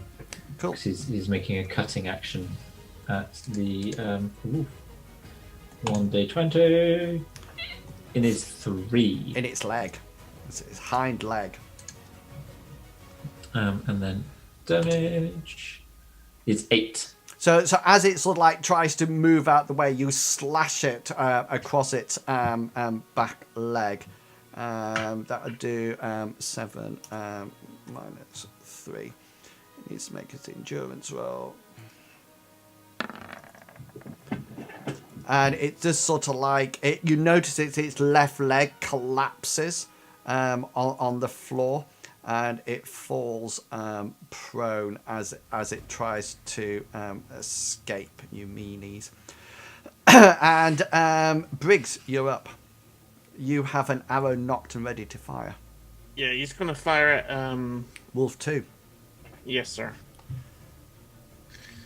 So holding his breath in between heartbeats, and he misses. No, you don't. You hit. Oh yeah, Because he's prone. right. So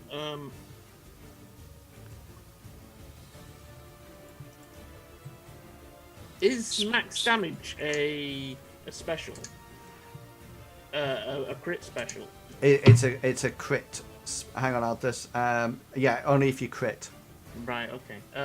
Then You can choose location if you wish. It's already been hit in its right hind leg. You can hit it there again. yeah, I'll do that again. Then it's just damage, isn't it? Yeah, just do some damage. 3. 3. Takes it down to -4 there.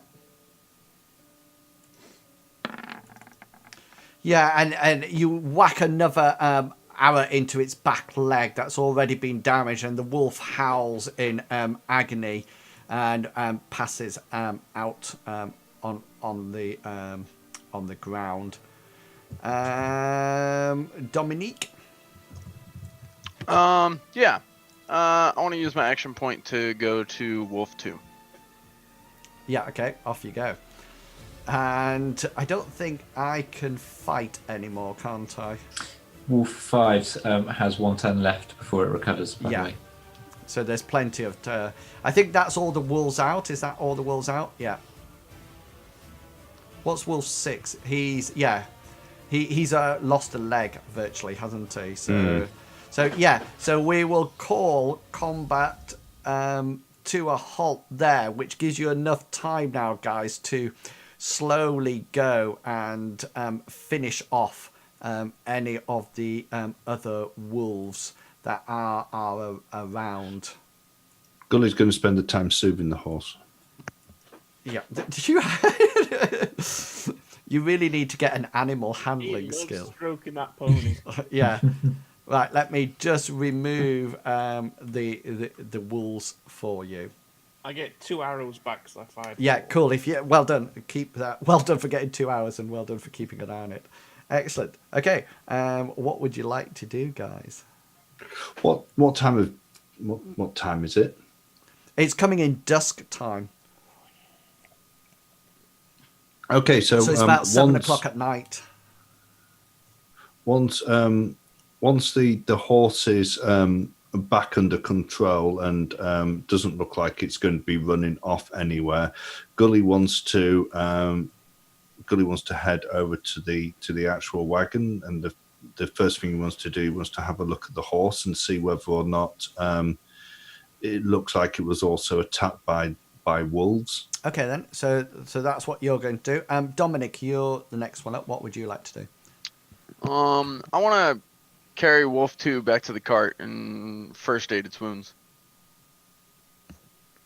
And the reason would be why? To nurse it back to health and have it be my BFF. Do you have an animal handling skill? No. No.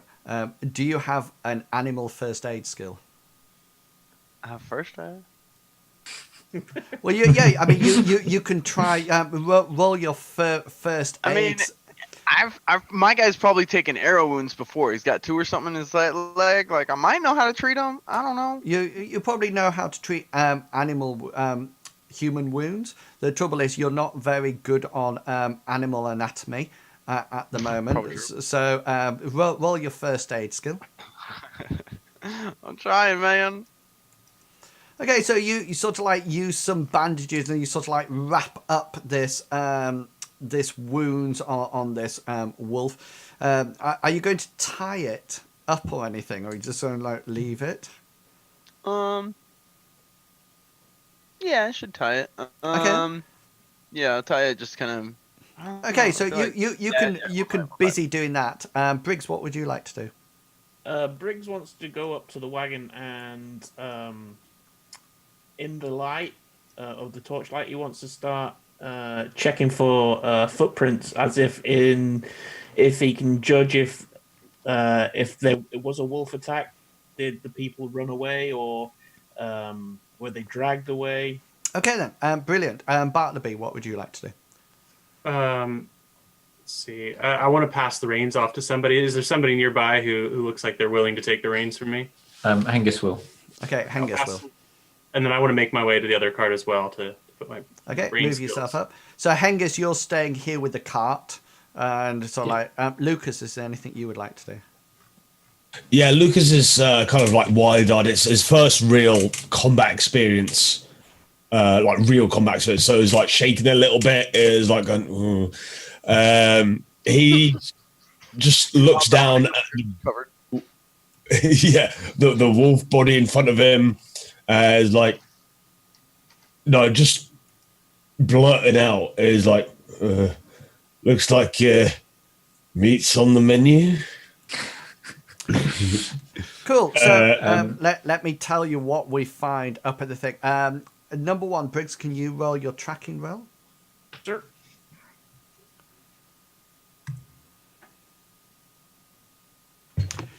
Yeah, there's multitudes of wolf tracks around here, and leading down to the water where you saw them before as well. And most definitely, it looked like it was attacked by wolves. However, you do notice, and Gulliver, you notice that the horse was definitely butchered by wolves. But something else that you notice, Briggs, is that you figured there might have been another person here, because there's a lot of blood, and you can see it almost like being dragged, blood drag marks going from where you are across to the forest. You also notice that there appears to be a huge, almost like, branch that has been wedged into the wheels of this cart that you figure has probably stopped it initially. It almost like looked as if, you know, that crazy thing that people used to do with people's bicycles when they used to ride, you used to shove something in and it jams the wheels and it goes over. It almost like looks like that's happened, and that's why the wheels are all disconnected and fallen off. And you figured that I'm just pinging the map now. this would have been a perfect place for almost like somebody to hide and to come out and sort of like whack it in. Gulliver and Bartleby, this horse definitely was probably taken down by 3 or 4 wolves. You can see huge bite marks on it, and you can see they're a bit like stormtroopers shots, you know, so they're very obviously there's huge claw marks on its flanks where it's actually been knocked to the ground, and then most of the attention is around its throat. But there's no human body anywhere. Currently, at the moment, no. No. And what does it look like that the wagon was carrying before it turned over? Is there any of its contents on the floor? Or Yeah, I mean, you could probably see from here. Both you and Bartleby can probably see. It seems to be what's almost like farm goods, a bit like turnips. You probably have to get a little bit closer to have a good look. But it was a single wagon. Yeah. And we're sort of like in between the 2 towns. We're in between Ubbin Falls and where we were, Lindo. Yeah.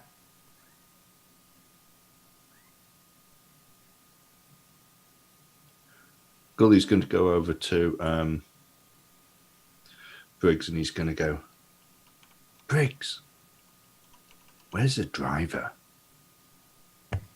Briggs wants to follow the footprints or the track mark. Yeah, you notice that it's sort of like if I put the I'll put the general direction of the drag in, it sort of like gets dragged this way, then it goes into the forest. You do know. And Bartleby, what are you doing? Was there footprints with the drag body or the drag marks? Not that you could see. It looked like more the whole area's been disturbed by wolf paw prints. Right. So there's no way of seeing if there's like footprints like going off in directions and stuff. No, yeah, that's what I checked with your dice roll. Okay, cool.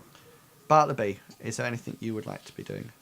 Yes. I'd like to, seeing that there's nobody to heal or fix, I'm going to say to Hengist, who I presume is starting to walk off the trail looking around for whatever. I want to say, or Briggs, yeah, that's right. Sorry, my bad. Briggs is going off to look for stuff. I want to say, if you find any survivors, bring them to me. And then I go back to the cart to rest, get this fatigue off.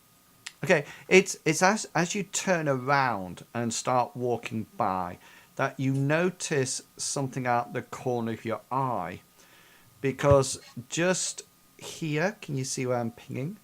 Mm-hmm. Yeah. Crawling out of the water, it is a teenage lad who looks very wet, and he seems to be holding what appears to be like a bit of bamboo, and you figure he was probably doing the hiding underwater. Yep. If that, I got you. Yeah, and he sort of like starts crawling out of the water on that side. Can I rush over to him? Yes, by all means you can. And I also want to make a noise, I guess. Yeah, I just make a noise so that people know that I'm doing something. Yeah. But it wasn't very clear. Yeah. Yep, there we go. Raph got it. That's the sound. Briggs, just as you... I'm just going to move your character. Just as you get to here, you notice behind the rock here is like a small chest, a coffer. It looks very well made, and the top is open, and there seems to be some kind of silk or something inside, and also down at the bottom of it a folded piece of paper as well. And You also notice that in the inside of the coffer, there's all sort of like mold, and even on the grass around the coffer where it lies, the grass isn't like green. It's all sort of like grey. Round there, there is a piece of paper. Bartleby, the little lad sort of like pulls himself out of the water and comes up to you, and he sort of like says, he says, "I'm so pleased to see you. We got attacked. We got attacked." And he holds out his hand and he says, "My name's Benjamin." Well, hello, Benjamin. My name is Bartleby Fumus. We're here to save you. Come with me. We can get you warm and dry, and you can eat and drink with our friends. Okay, and he looks, he doesn't look injured in any way, but he's certainly got a story to tell you. So probably creating a fire somewhere around here is probably a good idea, Bartleby, because he looks quite cold and distraught. The Briggs, there is this paper in the bottom of the Briggs is going to try and get the attention of someone that can have a look for this box. He can't read. Briggs can't read. So. Okay, I think Gulliver, you can read, yeah? Just yes. Okay, so you bring you bring the box and the little coffer, and Hengist has brought up the cart, and you sort of like create camp. And in the meantime, Dominic's been hacking off wolves' heads and sort of like making stakes out of local branches and sort of like pinning them along the side of the road as if some kind of warning, stay away. And as Benjamin sort of like settles down to tell you a story, you all look at this strange coffer that has the mold inside, and Briggs tells you about the mold round the grass as well. And you open up the note, which is sort of like folded in half, then in half again to go in the bottom of the coffer, and this is hopefully what you can see. Hmm. Can everybody see that? Yeah, I can. Yes. I literally can't read that. Is this a two twin moon? Yeah, two No, twin you moon. can't read it because you can't Oh, read. right, yeah, I can't. I see a whole bunch of weird symbols, Yeah. and an X marks the spot. Looks like somebody's playing Tetris. Just out of interest, Bartleby and I think Gulliver as well, could you roll your locale and your streetwise? Absolutely. Make sure your fatigue is off, by the way, before you roll it. Oh, goodness, yes. Locale and streetwise. No, I think you've got a streetwise I've skill. got streetwise, yeah. Yeah. I've got Streetwise, too. Right, whichever one's higher than locale or streetwise, it's completely up to you. Okay. Oh, I'm stronger in the streets. Go for it. Yeah, both Gulliver and Bartleby recognize this area. This looks like the slums of Lindo. It's probably where, if you remember, the flesh-eating plague started from. Gully's going to spend. He's going to be sat there, sort of like following the words, sort of like trying to mouth them out and see whether or not he can make out what the words say on the bit of paper. Right, just roll your literacy skill. Should I roll as well? If you have literacy, yeah.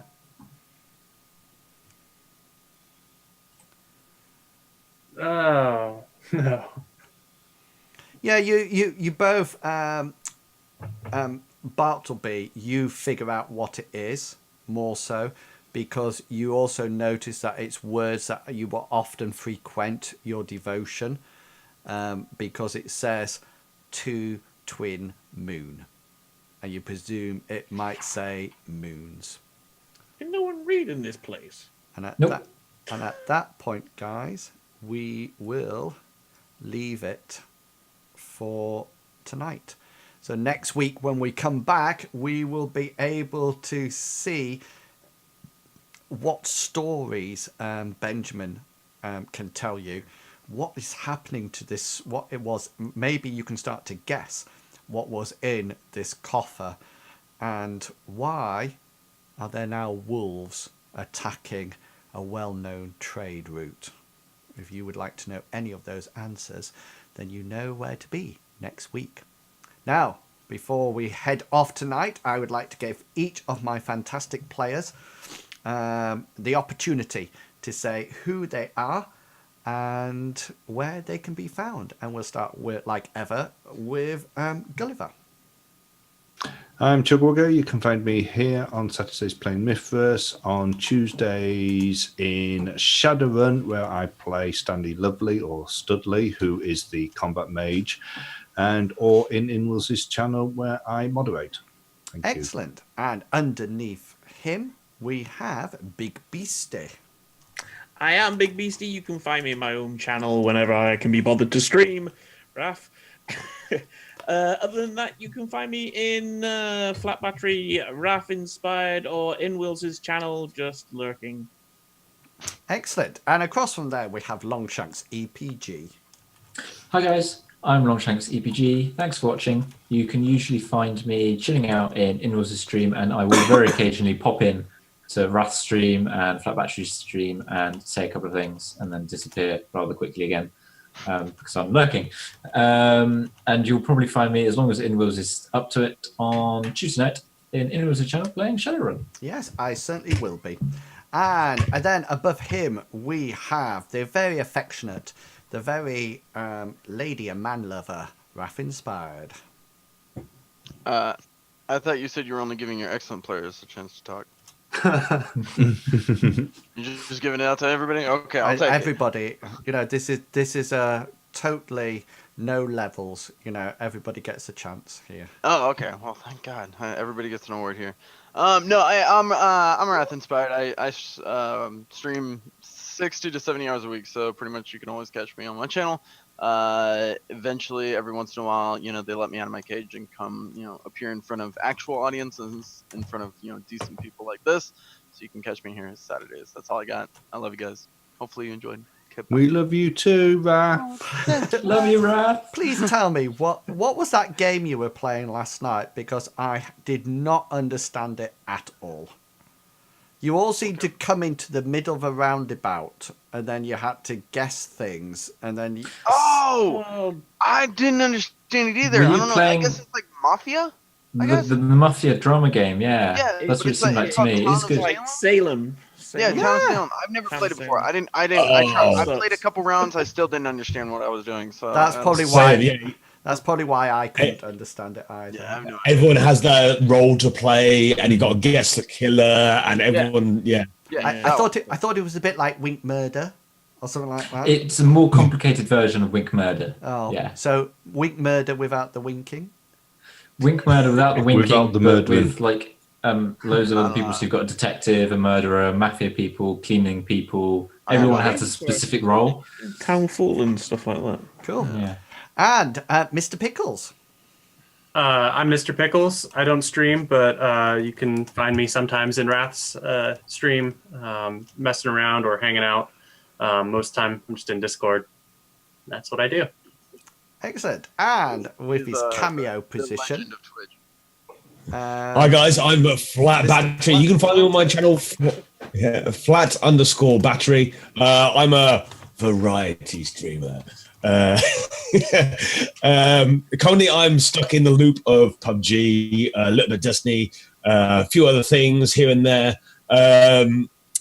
Great, thank you very much for Inwells, and great for all of you playing with you again, especially some of you that I played with before on D&D. I wish I could do it. Unfortunately, as of next Sunday, I'm going to be away for 6 months. But if you wish to follow me when I get back, you know where to find me. Can I just say, Flat, we always like it when you play with us as well. It's always a high. I do apologise about me being a little bit quiet this time, learning the game.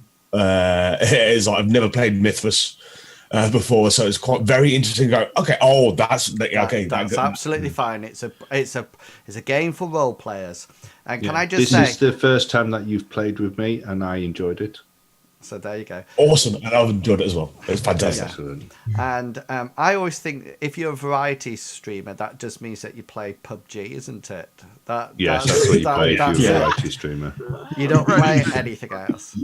Raf doesn't play PUBG. He plays something that's like PUBG, but Fortnite. but a little bit cartoony. New version. Yeah, the new version of Fortnite's just as good. And he loves being hiding in a bush and being a Not sniper. hiding in a bush, he is the bush. Someone watches my stream. What the? You do. You hide in a bush and you are a sniper from beginning to end of that game. And you. I remember watching you. You were just hid as a bush, waiting for somebody to come out of a house to shoot them. I'm gonna look. I'm gonna look. It was really exciting. We call those campers. Yeah. Oh no! No. We call those winners. Happy camper. Yeah. Happy camper. He's got the shirt. Happy campers. Excellent. I hope you've enjoyed tonight's game of Mithras. By all means, if you have, then don't forget to press that follow button. If you would like to catch up with other exciting episodes, then please do remember that all the past episodes can be found on the website inwheels.co.uk. Don't forget you can follow me on Twitter. Please do come across and join the Discord channel, where we do have, courtesy of Chuggerwugger, a wonderful server, 7 Days to Die, which is, I watched a video of it the other day that made me laugh so much when all of a sudden Chuggerwugger says, don't come down, whatever you do, don't come down, I'm trapped. And also the Longshack CPG does fall. He doesn't just come down, he then strafes straight in front of me. He does. You're sort of like firing, and all I can see is Longshanks going backwards and forwards, trying to catch the bullets in some weird. And then he dies. Longshanks. You rang. Yeah. Longshanks dies, and Chuggerwugger builds a ladder and climbs back out again. The best bit is Longshanks is telling me to get up the ladder, but he's sat on the ladder, so I can't get up. Yeah, it was a classic. I laughed so much.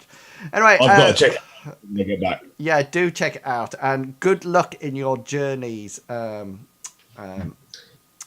Battery. Might have time next week to might even be able to pop on and play again. Yes, and if you do, then just let me know as usual, and I'll make sure that you are involved. Anyway, apart from that, I will might try to stream for a couple of hours tomorrow afternoon before I gird my loins ready to go back to work tomorrow. But I just need to say the normal way. What does that mean? Gut check. I don't know what it is. I want to do it. Prepare yourself. I'd just like to say thank you so much for coming along and watching tonight. I hope you've enjoyed these guys traveling through the world of Mithras in the Odes campaign, and I hope you will come back next time to see what they get up to and how long they can survive. Until then, I would like to say my usual way, have fun guys, and I'll catch you all later. And until then, consider yourself well and truly waffled. Have fun guys. Bye. Good.